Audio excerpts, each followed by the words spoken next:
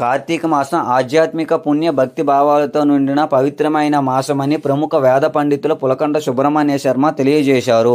ఈ కార్తీక మాసంలో సూర్యుడు తులారాశిలో ఉండే సమయంలో వేకువజామున 3 గంటల నుంచి 5 గంటల మధ్యలో స్నానం చేసే వారికి యజ్ఞం చేసే అంత పుణ్య ఫలితం లభిస్తుందని తెలిపారు.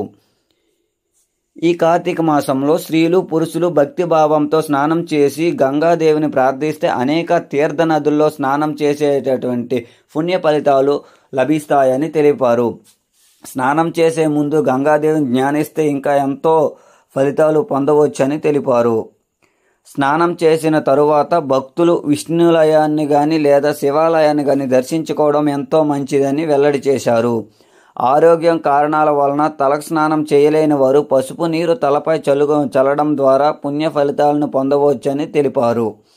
ప్రతిరోజు తలకు స్నానం చేయడం ద్వారా శరీరము మనసు పరిశుభ్రంగా ఉండటమే కాకుండా ఆధ్యాత్మిక శక్తి పెరుగుతుందని వెల్లడి చేశారు. కార్తీక మాసంలో కనీసం 2 పూటల్లో ఒకసారైనా తలకు స్నానం చేయడం అత్యంత శ్రేయస్కరమని ఆయన పేర్కొన్నారు. స్కాంద పురాణంలో చెప్పబడినటువంటిది సూత మహాముని శౌనికాది మహామునులకు తెలియజేస్తూ కార్తీక మహాత్యాన్ని కూడా చెప్తారు.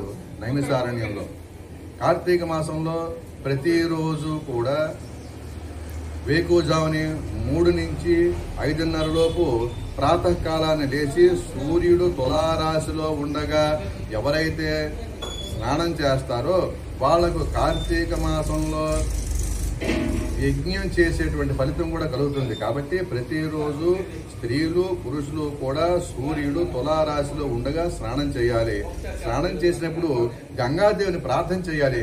గంగే సర్వమంగళ తరంగే విష్ణుపాదోద్భవే పాహిమాం పాహి అంటూ నీళ్లు చల్లుకొని ఆ స్నానం చేసినప్పుడు మొదట స్నానం చేసిన తర్వాత గంగానది ప్రార్థన చేసిన తర్వాత గంగానదిని మనం అనేకమైనటువంటి తీర్థ నదుల్లో స్నానం చేసే ఫలితం కావాలనుకుంటే గంగే చమునే చైవ గోదావరి సరస్వతి నర్మదా సింధు కావేరి జలేశం సన్నిధిం కురు అనే మంత్రాన్ని చెప్పుకొని గంగా నదిలో చేసే స్నానం చేసేటువంటి ఫలితం, గోదావరిలో చేసే ఫలితం, యమునలో చేసే ఫలితం, కావేరి నదిలో చేసే ఫలితం, అన్ని నదుల్లో చేసేటువంటి ఫలితం కూడా ఇమ్మని చెప్పేసి మనం ప్రార్థన జరుగుతుంది. అంతేకాకుండా అఘమర్షణ స్నానం చేయాలి. అఘమర్షణ స్నానం అంటే వేదంలో చెప్పబడేటువంటి ఏవైతే సూక్తాలు ఉన్నాయో ఆ సూక్తాలన్నింటినీ పారాయణ చేసుకుంటూ అఘమర్షణ స్నానం చేయొచ్చు. ఏది చేసినా సరే కార్తీక మాసంలో మామూలుగా స్నానం చేసి మంత్రం రానప్పుడు గంగా, గోదావరి, యమున, కావేరి, తుంగభద్ర, వేగావతి, పంపా నది ఏ నది పేరు చెప్పుకుంటే చాలు ఆ నదిలో చేసేటువంటి పుణ్యం, ఆ నదిలో స్నానం చేసేటువంటి భాగ్యం మనకి కలుగుతుంది. కాబట్టి ప్రతి ఒక్కరూ కూడా తలక స్నానం చేసి